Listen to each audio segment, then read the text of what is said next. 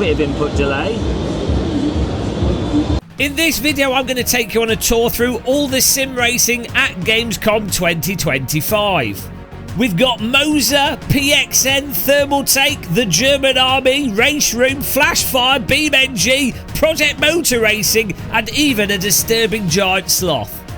This whole trip was made possible by channel members, donors and supporters of the channel. We are truly independent sim racing media. Thank you to everyone that does support us and allows us to do things like this. And of course, if you haven't, remember to subscribe so you can then unsubscribe.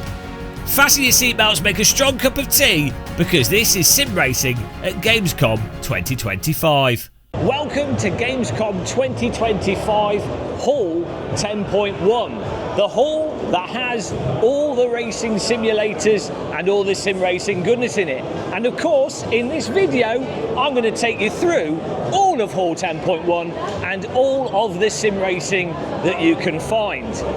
First of all, as we mosey on through here, in the corner, hidden away, we find in front of us a Chinese company that goes by the name of Moza. Let me take the wide angle off here, it's a bit more clear. There's a lot of illumination. So the Moza booth, have they got anything new to show off? Let's take a look. Now they did, just before Gamescom, launch, do some promotional launches on their social medias, and let's see if we can find it. There we go, in the corner here, we have a little box here with their new Porsche wheel, and it does look quite nice. It's fully integrated, not a separate button box. You're going to have to buy this as an all-in-one unit. Be interesting to find out what price they'll be going for that with that. And stood next to that, with its own little spotlights, we also have the Moza licensed Lamborghini wheel.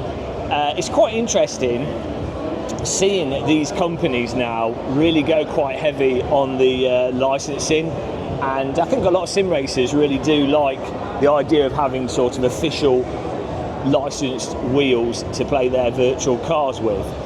We saw at the Overtake GG pre-Gamescom event, we've got the VPG Porsche Cup wheel, though that's like an insane, absolute mega insane replica, whereas I think Moza are going for sort of more stylistic stuff. On display, I think there's been rumours of Moza doing some new direct drive wheels, but on display here we just have the tried and tested traditional Moza wheels. There's the R12, I think it's is it R5? I always get them mixed up. But it's either the R3 or the R5, the entry-level wheel. Then the R12, and to be honest, actually, the R12 is a really nice wheel that I think a lot of people would be totally happy with. We use this on our simulator for quite a while. And then you've got the Moza R21 here. Again, absolutely fantastic wheel. Been using this for a while on my own rig. Really nice and solid. You know, with me, I'm quite happy with any direct drive wheel above 12 Newton meters. I think sort of does the trick. We also have the Moza truck wheel here. I think a lot of people have really enjoyed that. There's a lot of people doing truck simulation. And on the rigs, I don't know if they're showing off any of the new flight sim equipment.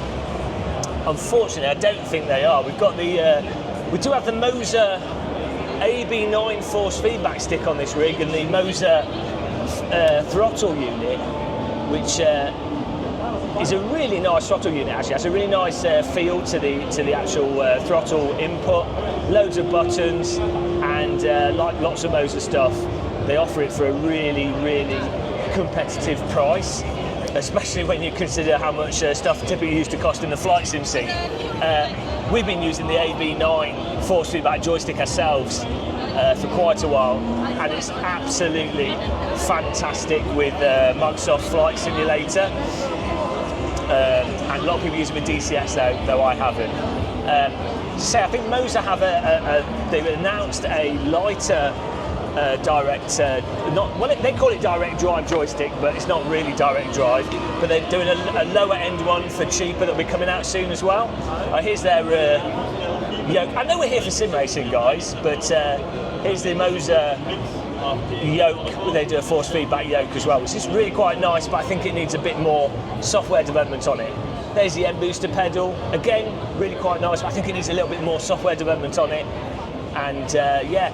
Future voiceover muscle here. Moza also had in the corner their new R25 Ultra direct drive wheelbase, which moves things even further forwards from their R21. In their promotional material, Moza are talking about flat wire motors, zero cogging, and a torque sensor on the shaft, which is supposed to make things even faster and even more detailed. We have a dedicated video on this wheel because we got to try it later after doing the tour of Gamescom. Quite a nice booth they've got going on, quite a nice display. It's put me in frame so you can get an idea of the scale of this booth. And this is one of the things at Gamescom is just the size of these booths is ridiculous. Can you imagine, like 5 or 6 years ago, SimRacing having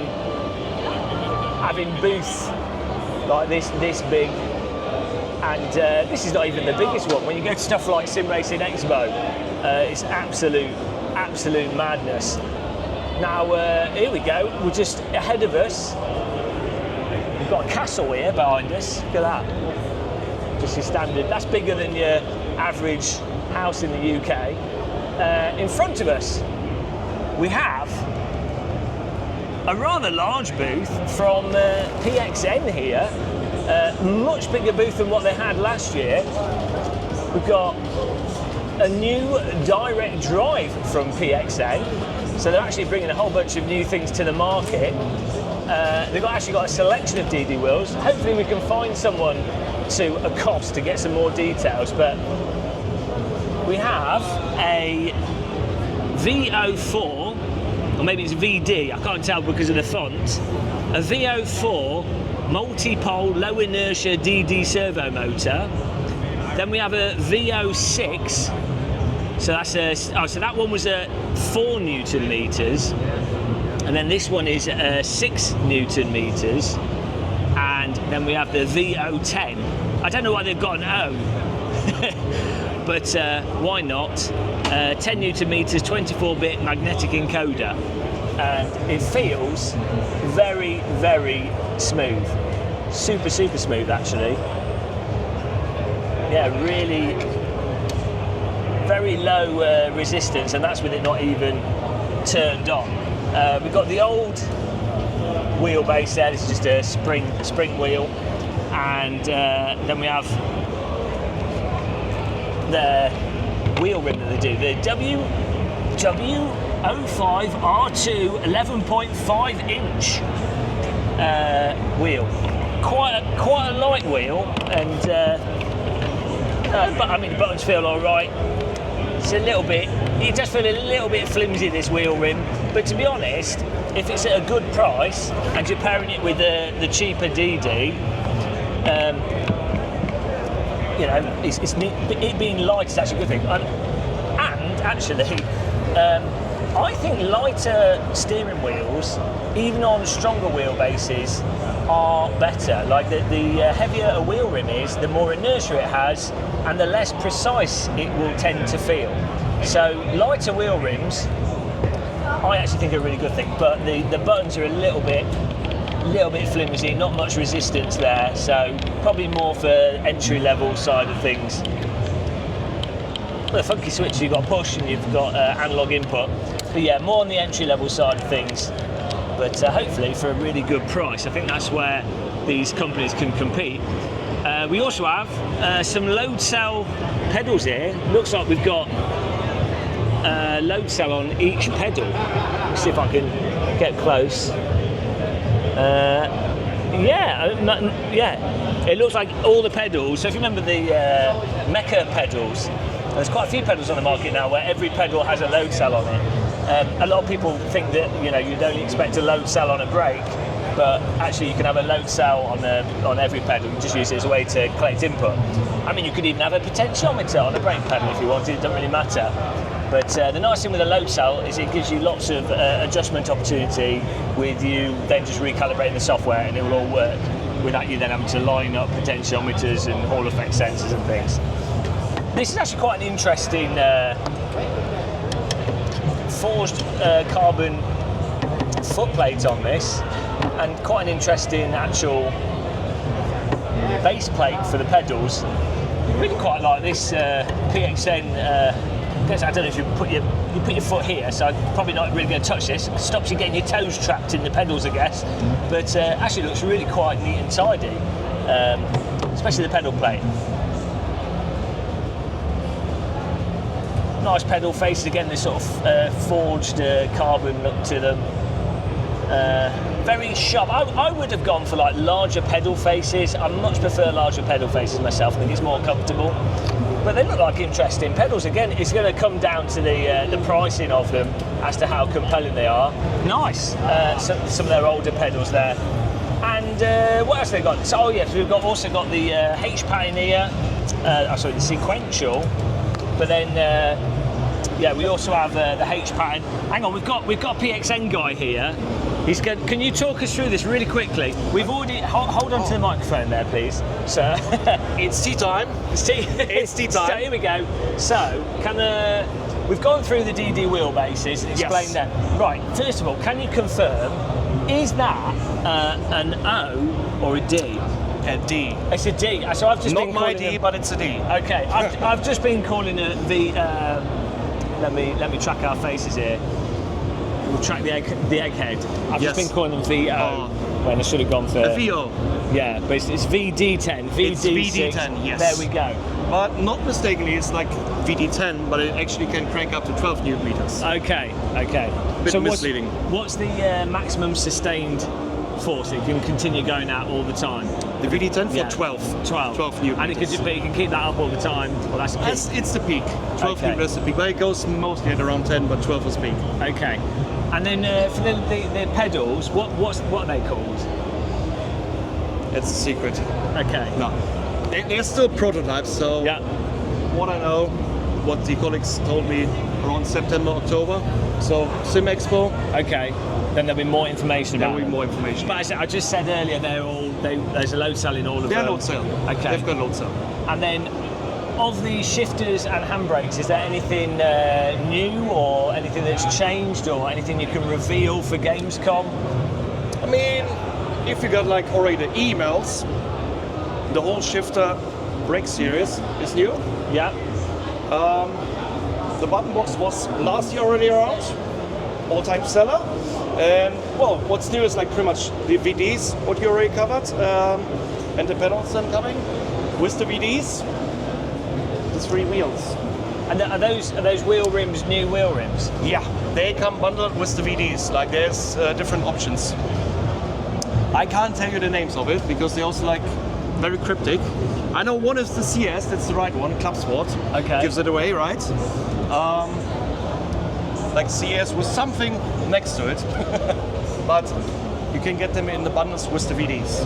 Okay, nice. Yes. And then you were saying as well, this button box, because a lot of people will be quite interested in this, but it's hard to find affordable button boxes that have good features on them. And so what options have we got on this? This looks like a a forklift truck kind of. You can use it as I actually use it like in farming simulator for the forklifting. Yeah, exactly. Yeah. Or like when you do like Euro Truck Simulator, for example, you can cycle through the menus with it very easily. I mean, for racing also, like for example, iRacing in your black box, quickly cycle through. And it's like the flip switches and go back switch, and like for ABS, traction control, the typical stuff. So those are just rotary encoders. Just rotary knobs, yeah. These, you can like program them like to keep or not to keep. Like toggle, yeah. I mean that's more like software side, right? Yeah. If you want to toggle them, you can also change the color. It's not connected right now. It's also like a little bit of LED color around. Engine start, stop, and ejection seat. That's the ejection seat. Yeah, that's right. got an LED on top of it as well. Yeah. When it's flipped up, it actually lights up red, so you know what's going on. Okay. And then it's like ejected. So how much is that button box going to set people back? It's like you want to have it in British pounds, In British, or in euros. in Great British pounds, or euros is fine. In quiddies. In quiddies, in British best British accent. And the best British accent. Now I'm doing it. All right, matey. Yeah. All right, matey. It's like around 90, 100 quid. Okay. But sometimes on offer you can get it cheaper, 70, Okay. 80. It depends. Awesome. But if you know it, for that price, the button box, pretty decent, Yeah. eh? Pretty And decent. what are you showing off with the sim rigs here that you've got people driving along? So, shall I be in the camera? You now? can be in the camera, Oh, no, yeah. I don't want No, to. It's fine. okay, It's fine. it's fine. I'm standing beside you to explain. Yeah. The different VD wheelbases, which is VD, not VO, Yeah. right? We're learning. We're learning. This is the CS wheel I was talking about. My absolute favorite. Super clicky buttons.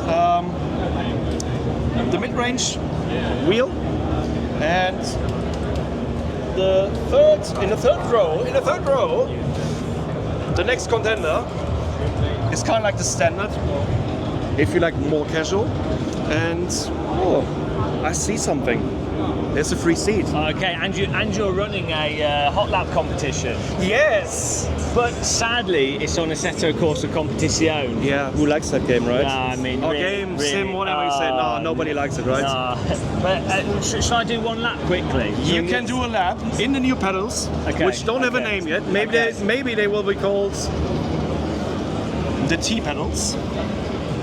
Go for it. Go for it. Would you like to be a cameraman and film me whilst I do my lap? I can absolutely do that. Yeah, okay, here we go. So, Do I still need to talk into it?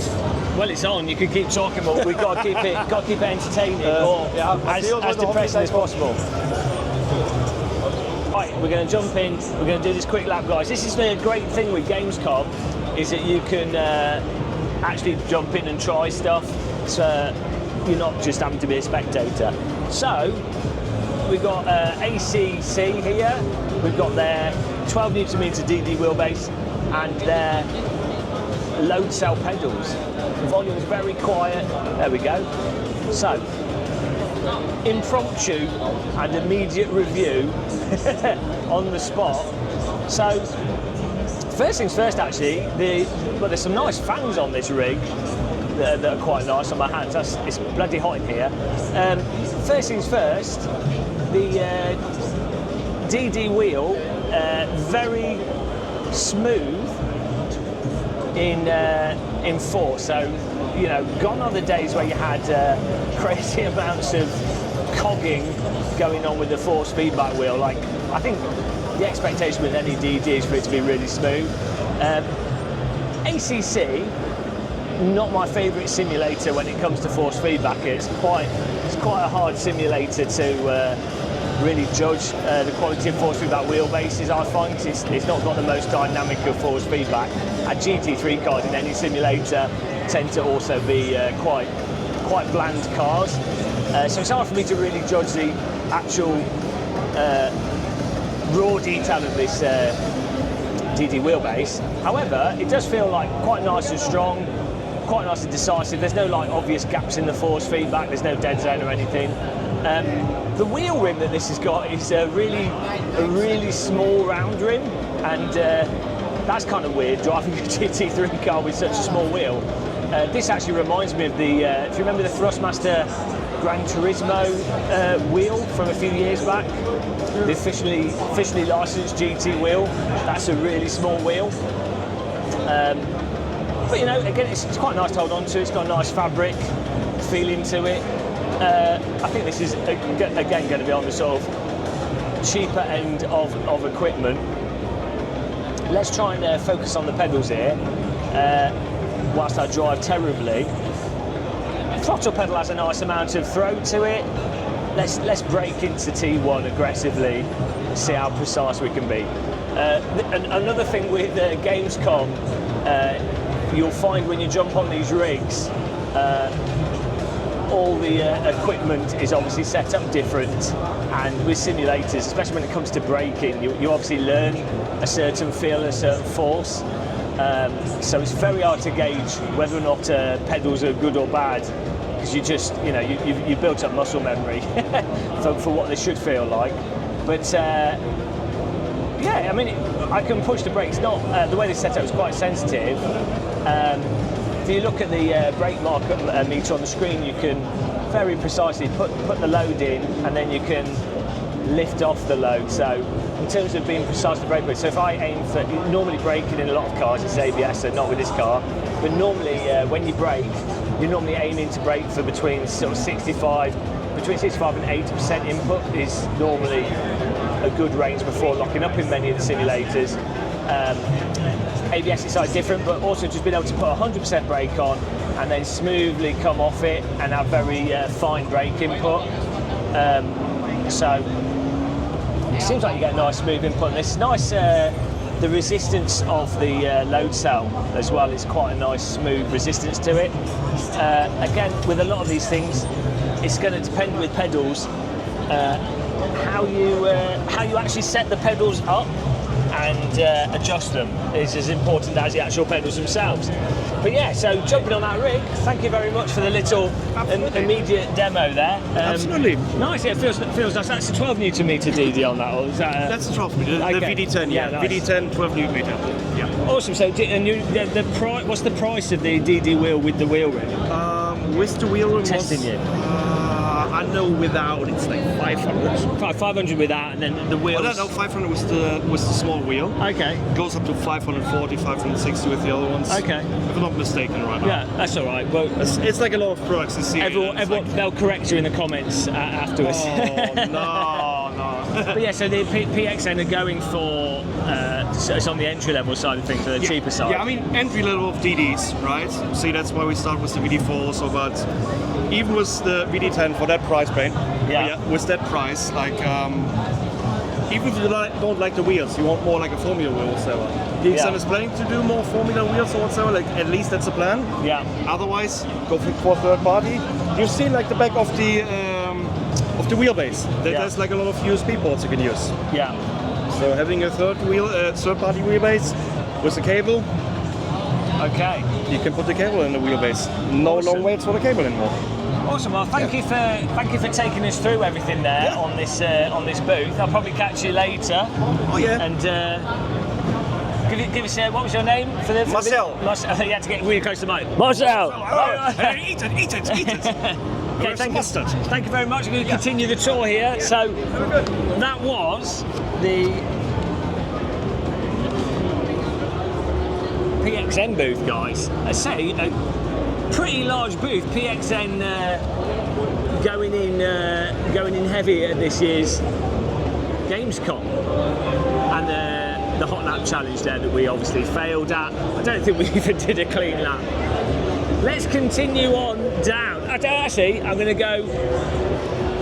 I'll give you some more bold egg view here, guys. I'm going to try and go in some kind of way that makes sense. One of the things you find with Gamescom is that it gets very dizzying and it's very easy to get lost because every room looks exactly the same, and you kind of come into the different rooms and halls at wonky angles, and then every year you have a lot of the stuff that's quite similar each year, but then they arrange it slightly different each year. So it really is one of the most disorienting places that I can really think of. You can probably make a video game, Gamescom survival, like one of those back rooms type survival games. See if we can find stuff in SimRacing. We don't need to like look at every single game, do we? It's all about the simulators. I'll tell you what, we're going to go down this aisle here. We're kind of doing an up and down transversal pattern. This is the Game of Muscle technique. Oh, you know what? Look what I've just seen in front of us here. We have the Logitech. Look at that Logitech booth. They've got a big booth there. I'm not sure what they're doing. Live Play Lab testing area. So I think this is Logitech's. They do a lot of stuff with research and educational stuff. Let's ask a question to someone, see what they're doing. So they have all the, here you go, they've got these metrics on here. We invade it. So this they're using iRacing to test how patient people can be, how many laps they can do before they have a mental breakdown. They're actually going to be selling this to the CIA as a torture tool, and the secrets will be given up normally within half a lap, especially on an oval track. Some of the research we are currently in the process of planning is looking at fatigue, so like physical fatigue in the body, so the setup, like the biomechanics, so if you're sitting in a rig or a desk, how does that affect like your body getting tired, but then also cognitive fatigue, so does racing for a long time make you like mentally tired? Yeah. Which I think we can say yes. I could just look. You don't need to do any of these studies. So, physical fatigue. You get pinching of the nerve, so you lose feeling in your fingertips. Back pain, lumbar pain, shoulder joint pain. Obviously, depends on the ergonomics of your rig. Mental fatigue, severe mental fatigue, and it gets worse and worse. There's no positives, but so one of the things we want to look at is how do we actually reduce those things? How do we help prolong your ability to race without getting numb in your hands or without feeling back pain? Actually, what you meant about mental fatigue as well. So I'm sure if you're a competitive racer as well, you get a little bit frustrated. You can get really annoyed with like how you're performing, especially when you're getting more tired. One of the girls here is looking at the psychology of esports. So tilt is a thing, where you kind of lose your head, and like how we're able to manage that. So one of the things we're planning as well is like how to create like a regulation and be able to manage those like really stressful moments and be able to keep your heart rate down, be able to keep you concentrated for longer, and you're not really frustrated or thinking about those times where you went off track or something happened that you weren't expecting. I've noticed a lot of iRacers, the way they regulate their anger and stay focused is they use the push to talk button and then scream at the other drivers. Okay. So I think that works for a lot of people. Okay, but sadly not all simulators have the push to talk button. Okay. So it only really works in iRacing. Okay. But maybe like a stress ball, or maybe. I imagine you can just train just sort of mindfulness and being aware of how you feel and just staying calm. And obviously for racing and motorsport, it's like poker. You just want to be focused and not be agitated, otherwise start making silly mistakes. My background is actually in sports and performance psychology, so this is like where what I really, really enjoy talking about. So there's so many different ways of maintaining that focus. Like obviously if something happens that you weren't expecting and that frustrates you, you're going to be thinking about it. And when you're thinking about something that has just happened, you're thinking about the past, which means all your attention has gone out of the present, which means that something else that is more likely to go wrong because you aren't able to pay attention to what's going on at that particular moment. Something we actually see, like this is just an observational thing, is but if somebody does a really, really good lap, they will look immediately away from the track. They'll like lose attention and they'll crash immediately afterwards. Just in like out laps or fast laps. But and then the same thing happens in a bad moment where you get really frustrated, and that because you're so frustrated with what just happened, you're more likely to go off track like the next lap. Now, I don't have specific data, this is just observational, so take it with a grain of salt, but these are all the things that we want to look at in our research lab because they're really fascinating. First of all, so many people are esports players or sim racers, and all of these things will be of benefit to actually have good data and good information and then be able to make informed recommendations afterwards. It's quite interesting. So you'll be familiar with Stoicism and old philosophy, and it's quite interesting. That was 2,000 years ago. They'd already worked it all out, and then now it applies to racing simulators. Absolutely. Like, focus in the moment, don't get distracted. What you've got in control of, what you don't have control of. We're all human at the end of the day, so we just need to act like humans too. You've worked with esports drivers, so I mean, it's debatable how human some of the top-level sim racers are, but awesome. Well, thank you for taking the time and for putting up with me. I better go back to work, I suppose. Okay. There you go. So what was your name? Kira.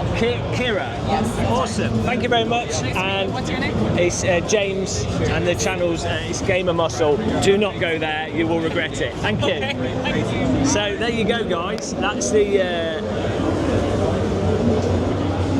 a rundown of what's going on with this. Look, the egg is out of the image. There we go. A rundown of what's going on with the LG University of Limerick research booth. It's actually nice to see that. I think it's quite interesting what you can use simulators for. I think she did a really good description of what they were doing in that research side of it. But the fact that a racing sim has all the telemetry, all the tracking, it's a very sort of regimented, automatically data process, whereas some of the esports activities might be harder to get direct telemetry out of the game, and then also some of the other esports titles are a lot harder to quantify.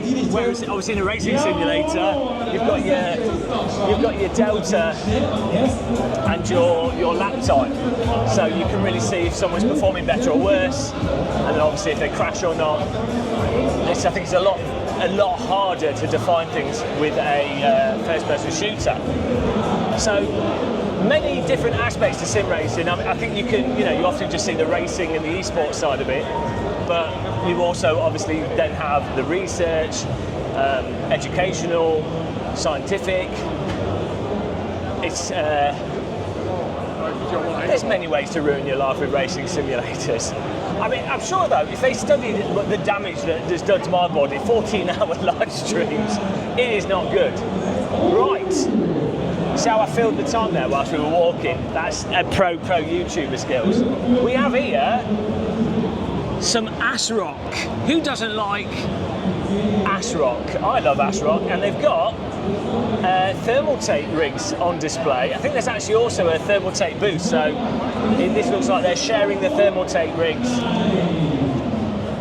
You get a lot of this actually with different companies using another company's rigs as part of their promotion. I think racing sims are really nice in that they're something that draws people into a stand and then gets them to sit around the stand for a while with a nice visually spectacular thing going on with people actually doing stuff. Whereas if you look at these booths over here where they just have some monitors and keyboards, it's not as engaging, as exciting as a Thermaltake rig. Big graphics cards here, 9070. Oh dear, what the state of graphics cards, guys. Some ASRock AMD motherboards and ASRock Intel motherboards. The motherboards these days they look far too fancy, but gone are the days of no heat sinks and just a bland circuit board. It's always glowing lights and nonsense on them. I will say though, I think it's meant to be ASRock, but ASRock always sounded better when they used to build computers more back in the day. They have historically, I don't know if this is still the case, they have historically been really good value to quality motherboards from ASRock. Let's keep going down here. That's a little bit of a simulator distraction. I was hoping they would have more stuff there. As I say, Thermaltake have sim rigs now. Thermaltake have sim rigs, and we'll take a look at those. Hopefully, I've just spotted some more sim rigs down here. What's this? We've been tricked. Our zigzagging technique has already gone awry. Tell you what, it's now time. You see the sim rig in the distance there. It's now time for a Mesa food review. What do they have? Is it any good? Is this the finest of German cuisine? So we have some tomatoes, we have some bread rolls, we have the Mesa chips here. You can smell how salty the food is. This is a fine German food, is very salty. So if you like salt or you're missing out salt, German messes are the place to go. Some cheese there. We've got some Coke and your standards there. I'm not seeing any Spezi, so that's a shame. That's a bit of a disappointment for Germany. We actually have some healthy options. A salad boxes, not bad, and some cake. good stuff. Unfortunately, no kebabs. I mean, what is the point? If you're not going to have a kebab, what is the point? Why be in Germany? There's some chicken and some noodles. Not a terrible selection. Some pretzels there. Not a terrible selection, but no kebab. So absolutely not the traditional Messe food that you'd normally expect. Here we go. It's a Thermaltake. We were talking about them, and then we've had to go through the food hall, and we have Thermaltake with new racing simulators. So let's go back a bit and do an overview. Thermaltake with an absolute beast of a stand. I can't imagine how much this booth has set them back. I'll just say booth space at Gamescom is not exactly cheap. So let's start on the left here and move away to the right. We've got this epic triple screen setup here. It looks like they're 42-inch screens, maybe 50-inch screens. Just LCD. Are they LCD game screens? Oh, we've got the Thermaltake guy here. Nice to meet you. I'm Brian. Right, hello, handshake. Nice to meet you. Okay, Right. so Brian. Yeah. We met Brian earlier, so I know who he is. Brian. Nice to meet you all. Can you take us through the Thermaltake booth? What can we expect? Yeah, sure. What do you have on display? First of all, in our product line, we got a GR900. It is our highest grade of sim rigs, and it contains extension motion kit called GN5. The motion kit is for a 3DOF degree of movement motion system. So we got heave, roll, and pitch. Okay, and the GR900 also got a bucket seat from it, and we use the 55-inch curved monitor for it, and we got ultra wide monitor stand for the stability and reliability for monitor.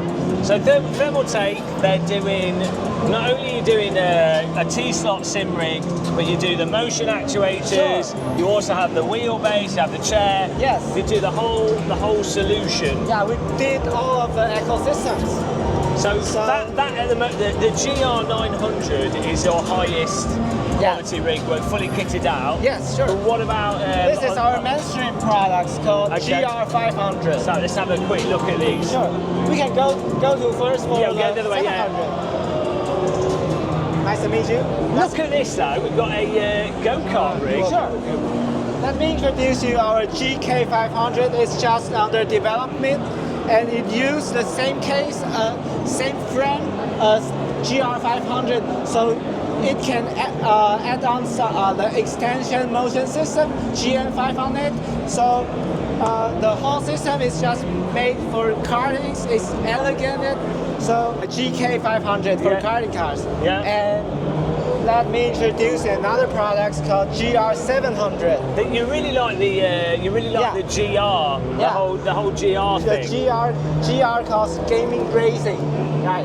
Yeah. So GR700 is made by our the 7 color called Future Dusk, and it got the metal frame just like a sport car. And it also contains a monitor stand you can see there after a few moments. And it also contains a motion system on it. So you can purchase with motion system and without motion system. It's an extension kit. And this case also has the companies can put branding on it as well with the stuff that goes over the top of it. And it's steel tubing. Sure. Is this a different motion system to the simulator you had over there? Is it okay? We got RGB add-on on it. Okay. So yes. But it's the same actuators. Yeah, the same. We use the same actuators, same motor. Yes. And this is our flight simulator. We built flight simulator as well. So it's called GF500. Yes.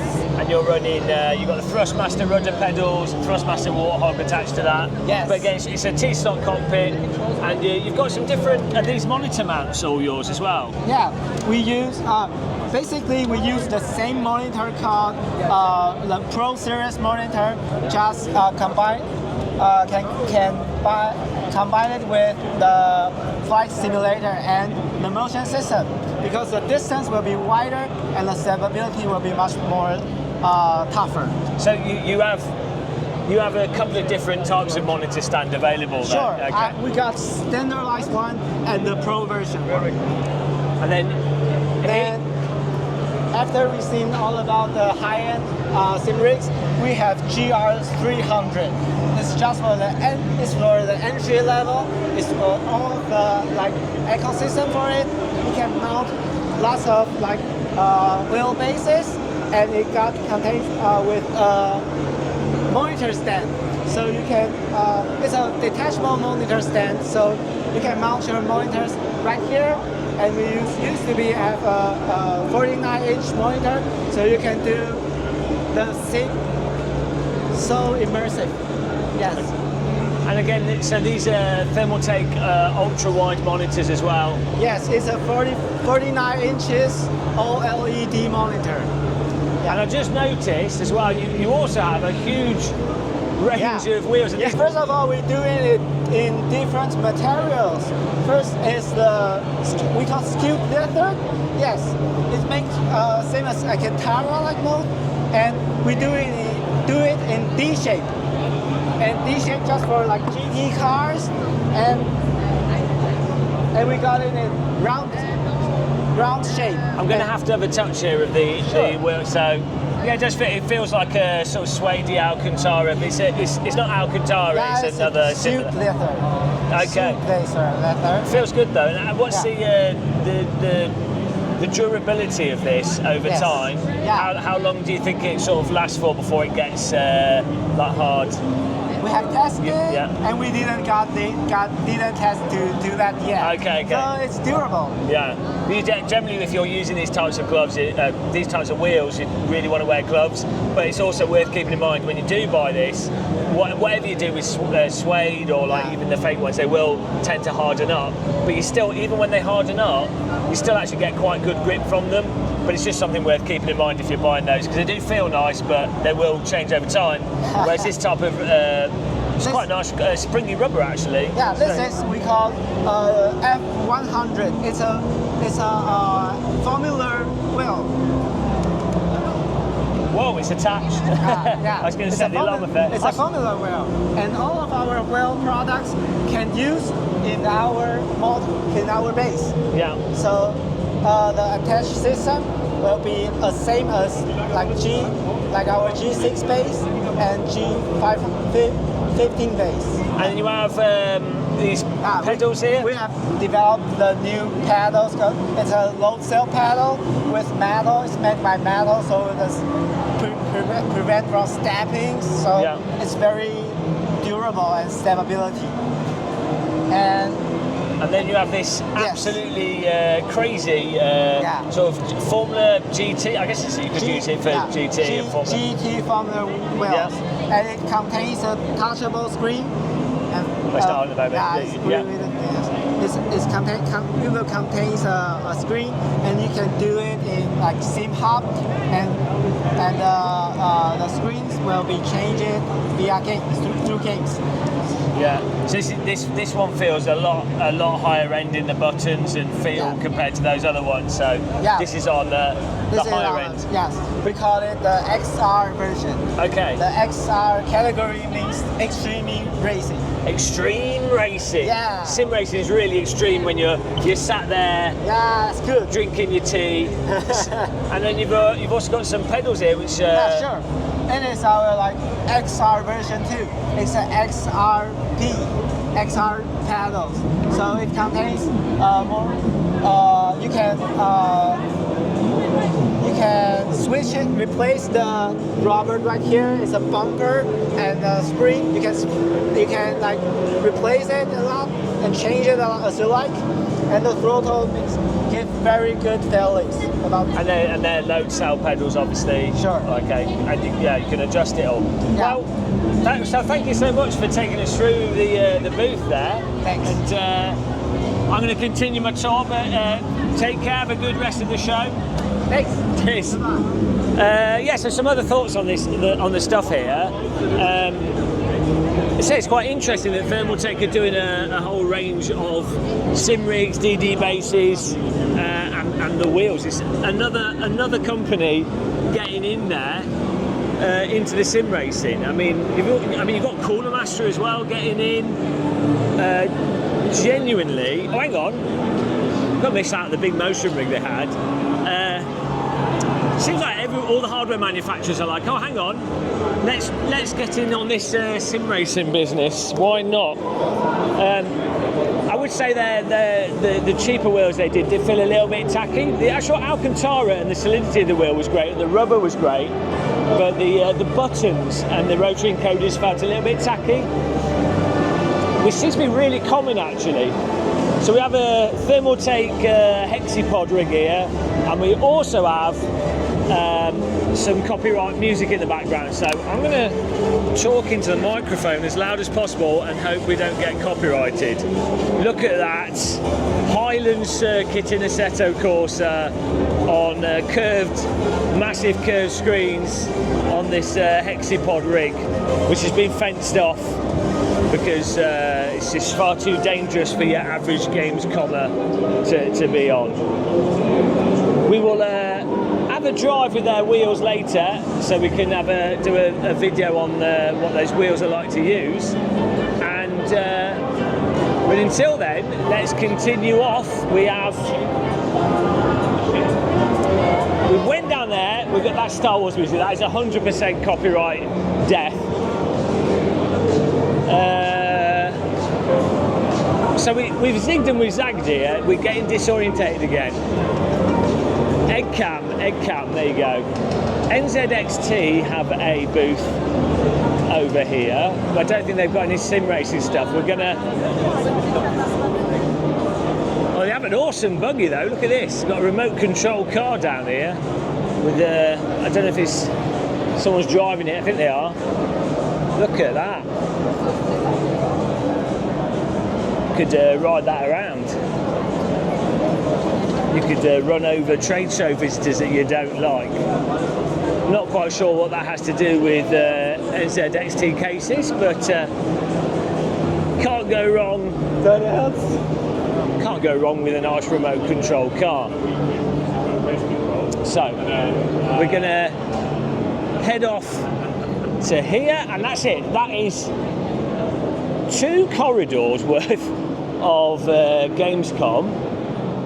We've got some food here. We've got a currywurst. This is more German, proper German currywurst stand. Hello.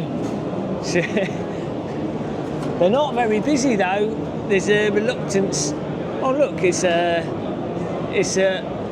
person dressed as a squirrel with a leaflet on their head. Hello. Hi. I hope they pay you a lot for this. No. No. Is it warm in there? Yeah, a little bit. Yeah. What's your view on the current political state of German politics? Yeah. We've got the German army here. Look at this.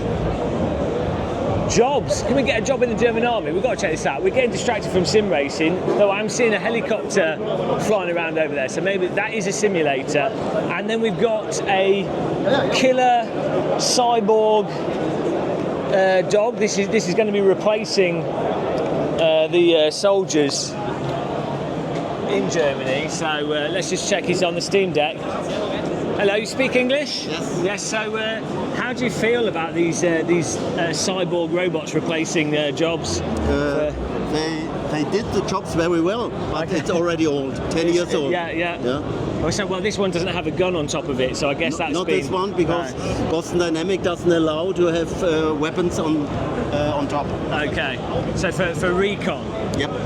So they're already being used at the moment. Of course. Yeah, of course. Already 10 years old. Yeah. Around about 10 years old. And you're controlling it with a little only hand here on the controller. mess. Yeah. Normally I control it on a big monitor. Okay. So you'll be in a nice nice Bavarian village, and and then there'll be someone, then you'll be controlling remotely in some other country over satellite. Exactly. Yeah. He's putting up with me, guys. We're going to get kicked out of Germany and Gamescom here. So he's very good. So you in the army as like a... I'm veteran already. Veteran, okay. Yep. Nice. And I'm not in the army, I'm in the Air Force. okay, that's worse. So you think is the Air Force better than the army? Different. That's it. The political. We say the gentleman from the Air Force Okay. and the man from the army. Yeah. And what about the sailors, the Navy? I have no idea, ask him. Okay. Awesome. Thanks for putting up with me. No problem. Really interested to see that kind of stuff. Yeah. See you. Very friendly guy. We go. The nice. I know here's a great example of this is what the German army uses to train their pilots with. This is why German helicopters move quite erratically, but you might think that is a strange way for a helicopter to fly, but it actually makes it really hard to target them. But here we go, here's the real deal. We have someone doing loop-the-loops in a helicopter, but look at this HGXR rig, I think it is, or I think that's a H. Believe there might be in DCS here, but maybe we can ask. Can I ask you about the simulator? Yes, of course. Yeah. So is it DCS? We're using X-Plane 12. Oh, okay. And an awesome helicopter. You've got. There's no collective on there, is there? There's a collective, yeah. But they're not using it. You've disabled it. Kind of. It's not this important to fly here. Yeah. It's the HTC Y Focus 3. Okay. So that's got the eye tracking on it. Yeah, it says inside-out tracking. It's easier for this scenario here. That's good, and you're trying to promote people to get them into maybe join the Air Force. Kind of, but this simulation platform we are not using for pilot training. It's more for the research and connectivity between simulation platforms. Okay. So usually we try to have another simulation platform and connect them together. Yeah. So maybe a tank simulation with a helicopter simulation. Okay. Awesome. Thanks for that information. Appreciate that. Okay. Everyone can come here, get in the queue, and can get there 5 minutes in air. Okay. Thank you very much for that. Nice to see helicopters. We've got the you can see the rudder pedals there. I'm just going to see, do they have a collective? So if you don't know about helicopters, guys, you use the collective to go up and down. It is on the rig in the corner there, but as the guy said, they disabled it to help make it a little easier for people to get into. Helicopter flying, not the most intuitive of activities when it comes to just jumping in and flying. Right, before we offend the entire German military, we're going to move on, see any of the sim racing stuff there, and continue down this aisle and back into the gaming zone. So here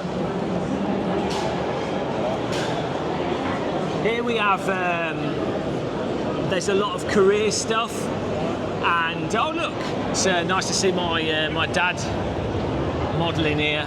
There we go. This is just my dad on the, so very good. It's nice to see him there modelling away, and they're like, oh, what? So they have lots of career stuff and educational or country-based stuff, you know. It's not just gaming. We've spotted another sim rig here. It is the Fanatec Formula rig, just chilling out in the corner. I don't know what booth this is. It's a Siemens booth. And I don't know if Fanatec are selling this rig. They used it for like F1 esports, and they've had it for years now. And I think it's one of the nicer looking Formula rigs. You get a nice position in this, and it's relatively comfortable sim rig, but I still don't think you can buy it, which is weird. But it looks good. It's probably only like 100 or so of them in existence. I keep getting asked, where can I get one of these rigs? And I'm like, well, I don't know. I don't know because I don't think they sell them. We have here also some go-kart rigs, which is nice. Can I ask you what you're doing here? Yeah, actually working for the company Siemens. Okay. Yeah. So you don't know what these... No, of course I can. Also, Yeah. if you want, you can try out this. So it's just a leaderboard competition. Yeah, it's a competition. So everybody who is today or tomorrow or the other days at the Gamescom, for the people it's possible to come here and try their luck at our go-kart simulator and they can play there. And yeah, you can see here at this TV which people were the best today, and yeah. Okay, awesome. Yeah. Thank you very much. You're welcome. Look at this, guys. We're in a mirror room. Whoa! It's look at that. I've become the marketing. It's very, right, you can just see my head reflecting off the ceiling here. Exception. Whoa! Right, yeah. Brilliant viewing for you guys. Yes, we're getting more sim racing stuff. ADAC, RaceRoom. Let's have a look, see what they've got. Let me spin you around. So we have the RaceRoom booth here with the Asher wheel rims and the small Mage direct drive. RaceRoom has been really progressing recently. Quite a lot of developments going on. The exciting news from RaceRoom though is that they're going to be doing very soon a graphics update, so it should look a lot shinier. But perhaps even more exciting than that is they're going to be having their own built-in ranking system. So you'll just be able to load into the game and you'll be able to do ranked racing without fiddling around, which will be really awesome to see. They've got a whole new user interface for that. I highly recommend going to the RaceRoom website, and they've got some updates on posts on that if you want to find out more. We've got a nice DTM car, Mercedes DTM, brought to you by MSI. Not bad. Not a bad car. But the ADAC booth is absolutely huge. I'm trying to stay away a little bit and also talk loudly because they are DJing music that will 100% be copyrighted. So I really, I don't want to get copyrighted, but take a look at the booth over there. We have probably one of the bigger booths at SimRacing Expo. We have over there we got a Michael partying away in front of a rally WRC car. These rally cars look mental, and like the way rally cars purchase the road surface is bananas. If you ever see them in real life, they move like Formula cars, but on dirt. So we get a chance here to do a hot lap competition, and we'll ask Michael here. We're going to draw him away from the copyright music. We're catching the Michael. Come here. Oh no, he's coming too close. I'm bringing you over here. Let's face this way. Right. So we're getting copyrighted by the music, so I'm trying to avoid it.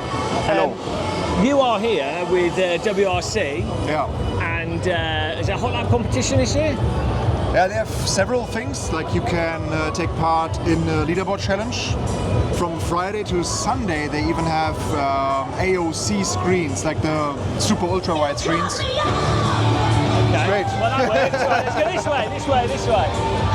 Yeah. And yeah, also tickets for the Central European Rally, stuff like that. So just enjoying rallying. Still with the old game, EA WRC, as long as Nacon doesn't make the new one until 2029 or something. But it's nice. There's the ADAC booth is absolutely huge. Probably one of the bigger booths at Gamescom for the sim racing stuff. Outside of Thermaltake are doing massive, sim rigs and stuff now. Wow, which is a surprise. Even motion, everything. They did everything. It's crazy. You enjoyed it so far? Was it good? Yeah, we're doing our little tour here. It's going alright. I'm seeing what we find. I'm trying my best not to get lost. We're doing the sort of up, down, but then it's very hard not to turn around one corridor and then forget which way you were. It's an absolute maze. Yeah, this one is particularly complicated with all the black blocks in the middle. Yeah. And then you walk around and we're already here. But then also, some of the stuff is the same stuff that they had last year, but in different places. So you remember the previous year, but then it's slightly different. So Moza was here, kinda. Yeah. Thermaltake, Flash Fire is also interesting. They were there. But yeah, it's good to see. Even like I feel like it's more sim racing every year. Yeah. So much stuff. Definitely got more hardware companies coming into this space that weren't here before. And I also see many people hopping into the rig that are experienced. Yeah. I feel like it's getting more and more bigger. It's cool. Awesome. So I'll try and do a hot lap in a bit. This part of the video is probably going to get deleted due to copyright. So it was nice. This will be the muted part of the video, which will be like, you won't know. It's just quite. Okay, I see you later though, but and we'll do a hot lap. So, all right. Bye. So, yeah, the WRC RaceRoom, and I'm so confused as to where we are. So we went left, we went right. I've just spotted someone who you guys should meet on the video here. Can I grab you for a second? We're doing a video talk. Just quickly. Come over here quickly. I'm making Jared run. Let's just run. Let's go. Where are we going? I'm trying to escape the copyright music. Hold on just a second. Hello. Can you explain to viewers? Hang on, let me try. I'm really bad with this camera. Oh, it's fine. I have the same thing. There we go. Look at that. Can you explain to viewers who you are and why they should be scared of you? Oh yeah, I'm a secret ninja assassin spy, and I told him too much information yesterday, so now I'm here to kill him. Yes. So guys, this is a legend from BeamNG, responsible for many vehicles, some vehicle dynamics as well. A little bit. I mean, so a lot of it has to do with like the team, because like the team is so crazy talented. And so I started out as a car artist and car designer. So the Doom Kicker in the game, I did all the 3D modeling for that. And then some other people did the physics for it, and it's like, it turned out amazing. And right now I lead the vehicle team, which is basically getting like the car artists and like the programmers together. And you know, really like a lot of the magic comes from them and like their passion and like trying to put it together.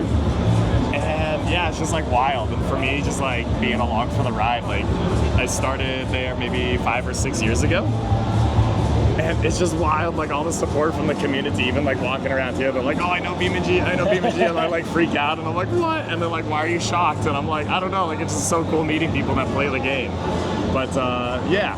Because over the last like 3 or 4 years, BeamNG's really exploded in popularity, and it was nothing to do with people making car crash videos on Shorts and TikTok. No, it was all because of the really deep, sophisticated simulation and all the detail and hard work you put into it. Exactly, every little detail. Definitely not the crashes on the internet and like the people doing front flips and back flips. No, it's actually pretty funny because like people they ask you like, oh, what's like the game about?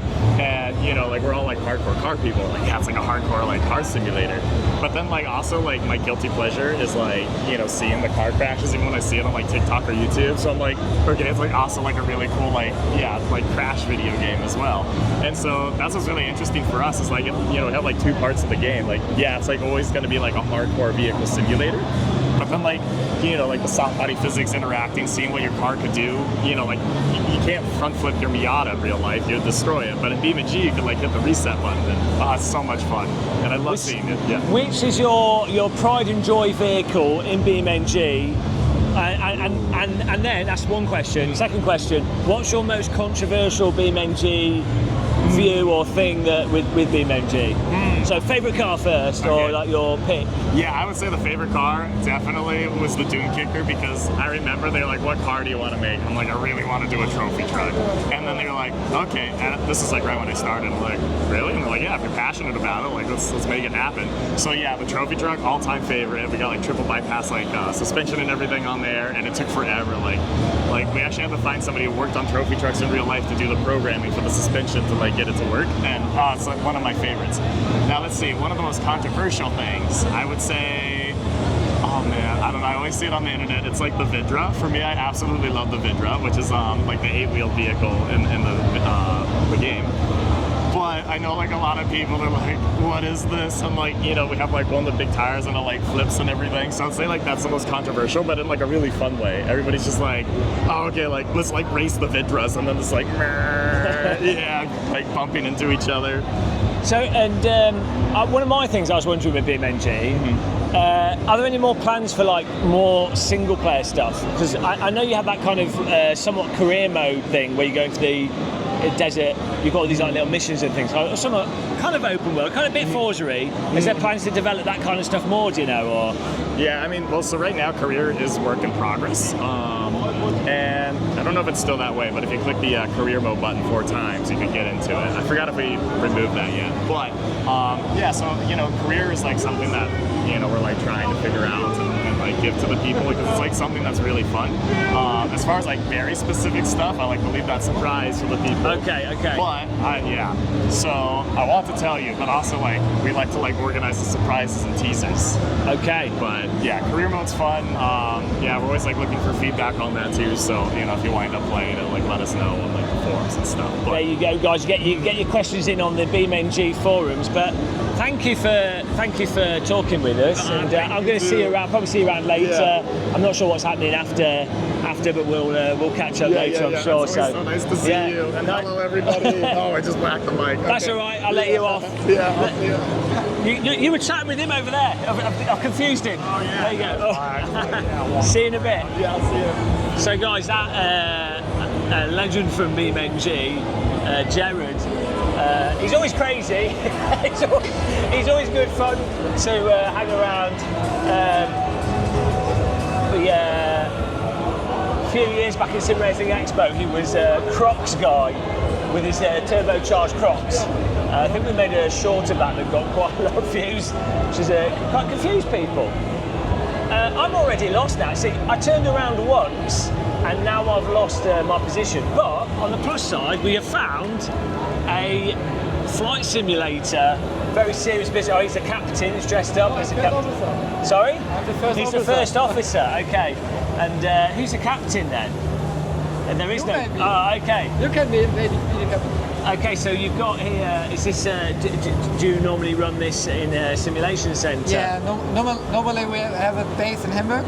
Okay. But now we have it on the Gamescom. We also have original airplanes like 737-200, 747-200, and all of that stuff. And we will go to convention with that. And this is using Flight Sim 24 or 20? No, that's X-Plane 12. Oh, X-Plane, okay. With a custom-made plane for that. Okay, and so X-Plane has better physics than Flight Sim? Yeah, definitely. Yeah. See, there you go. You see, but not as nice photo terrain. Yeah, that's true. That's true. I need to prove that. You can't have both. You can have the physics or the really nice graphics. Yeah, but we want to real life flying, so X-Plane 12 the best option. What control stick are you using to drive it?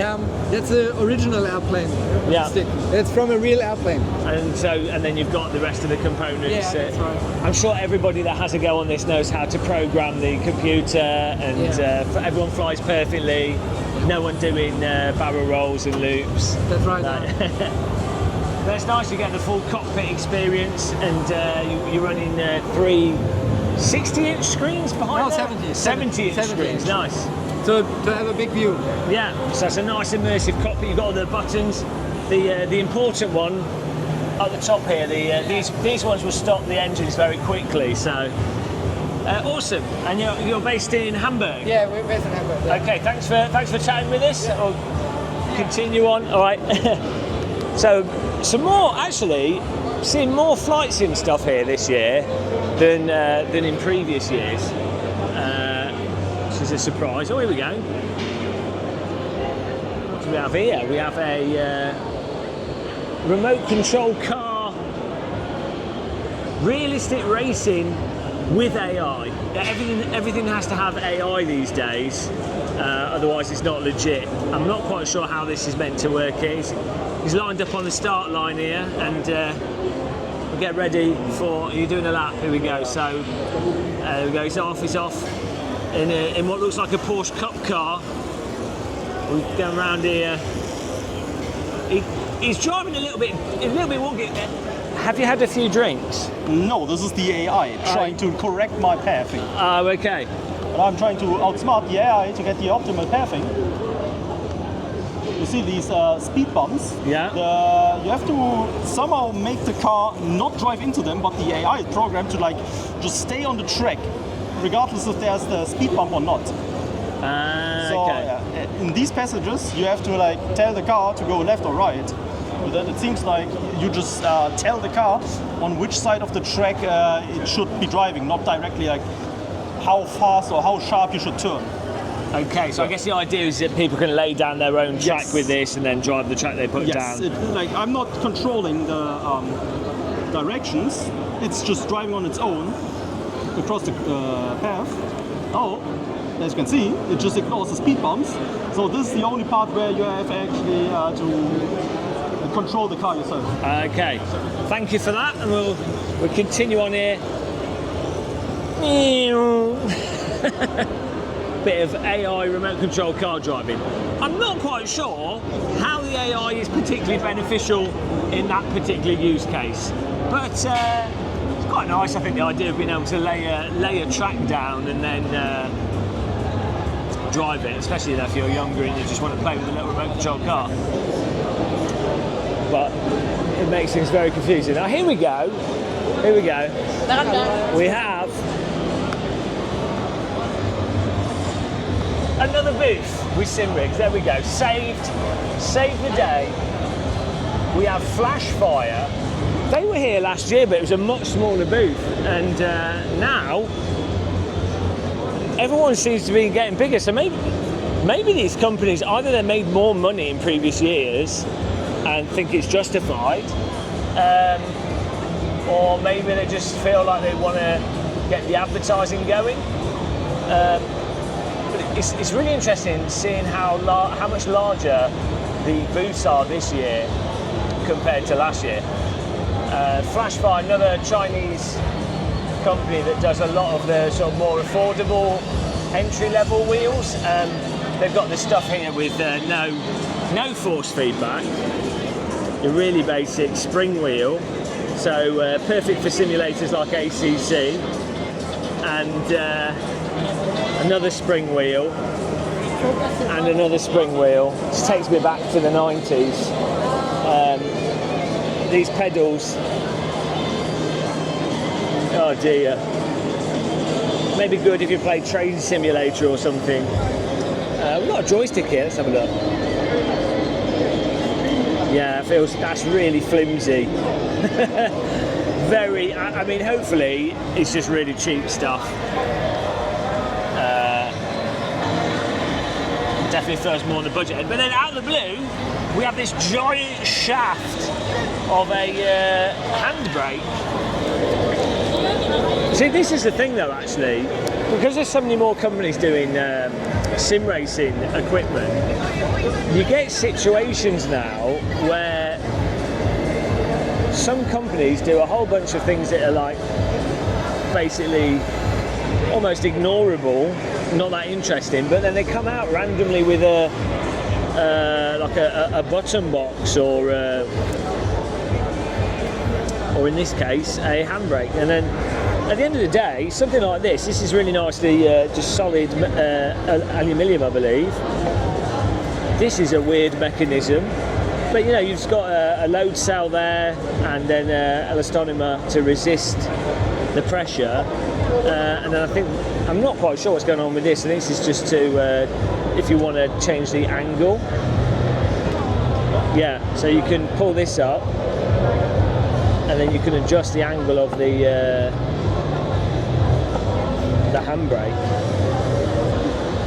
Random flash fire handbrake, might be worth checking out. Might be worth slapping that on the rig and reviewing it. Certainly nice to see something different. Not everything has to be the same. That's there. So this feels like a belt-driven wheel. A little bit of input delay. But yeah, there's a belt-driven wheel on that. Not normally good to be able to feel to count the input delay in weeks. normally milliseconds is the benchmark, but you know, it's probably, who knows if it's just smoothing in the game rather than it being actual input delay. It looks like it's some Forza type game. It's probably not even lined up. Maybe you can't even line it up. But we've got Gran Turismo there. So they're also doing console support with their wheels as well, which is nice. Where do we go next? We continue. We're going to go down and right. Legendary movement through here. We're just going down the final corridor to see if we can see anything. But we can't end the video yet. We can't end here because there is, of course, Project Motor Racing with the farm sim booth, because it's giants who do farm sim, and Project Motor Racing is using farm sim engine. They are in another hall, so we have to go for an adventure to find those simulators in order to complete all the sim racing that's available to see at Gamescom. For the transition to that hall, let me just show you something incredibly creepy, and we'll go from a ginormous sloth to the next hall.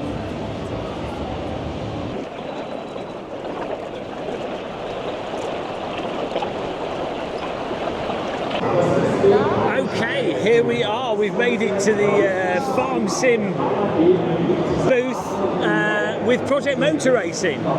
If you're not familiar with Gamescom, the farm sim booth is one of the largest booths at Gamescom, mostly because they need a lot of space in order to accommodate their tractor. Every year they bring like a tractor, a combine harvester, or you know, just some mental piece of farming equipment. They've done a good job this year. This has, I mean, is it a tractor or is it a tank? It's very hard to tell. You know, just a sort of modest vehicle. This would be a good daily driver. If they don't include this vehicle in Project Motor Racing, I would say that the game has been a failure. So let's go around here. On the right of this booth, they have the farm sim setup with the farm sim rigs. Really popular in Germany. And there's an opportunity here at Gamescom for you to be able to do some farming with your gamepad. I don't think farm sim has really taken off in the UK, certainly not to the extent that it has in Germany.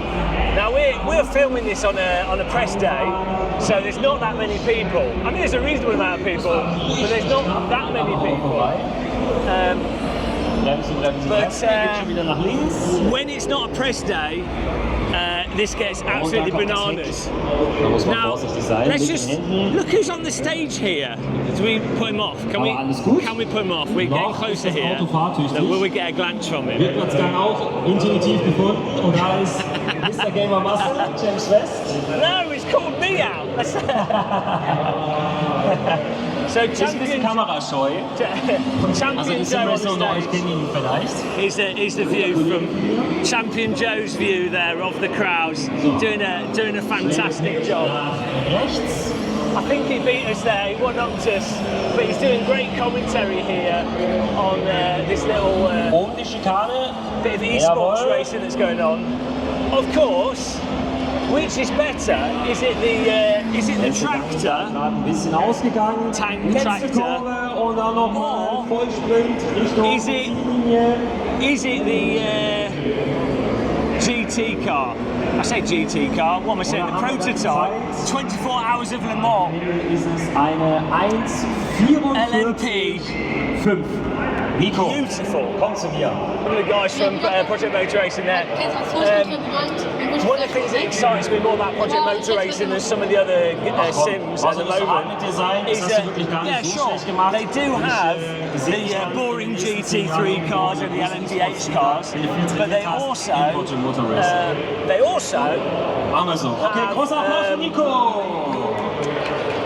have a lot of the vintage cars. Which I think are a lot more fun to drive. Du bist unser Champion. Du hast es geschafft. Right, you want me to go on stage? Do you just jump on? Are the people queuing? I don't know, to be honest with you. It looks like there's 6 spaces, so I think there might be 5. Okay, we'll queue up later, I think, and have a go. But you're Project Motor Racing hat. You're overestimating my level of skill. I've seen you try. But yeah, look, he's got some nice T-slot rigs here, Logitech Pro, DD Pro wheels. We'll jump on one of these and give it a go. But yeah, I think, guys, Wir hören uns später nochmal. Project Motor Racing. I would say, Bock abzufahren, anstehen, mit dabei sein und noch ein bisschen Gas. I would say, if we had to call it,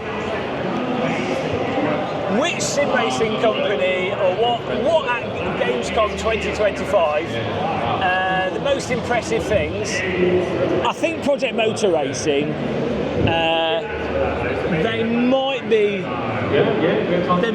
They're showing off a little bit. Let's be honest with their booth. I would have liked to see more from Moza's stuff. Moza could have had more things being shown off, like their new force feedback joysticks. PXN actually, I think surprising to see what they're bringing to the table. So that's nice to see. And the Thermaltake stuff's just interesting. I think mainly just having more companies come to the sim racing space. But every year at Gamescom, there is more and more sim racing hardware to see and sim racing games. And it's nice that more and more people can ruin their lives with sim racing as a result. Hopefully, you guys enjoyed this tour of all the sim racing at Gamescom 25. If you did, click the like button. If you didn't, click the like button twice. And until the next one, happy tea drinking, take care, and goodbye, guys.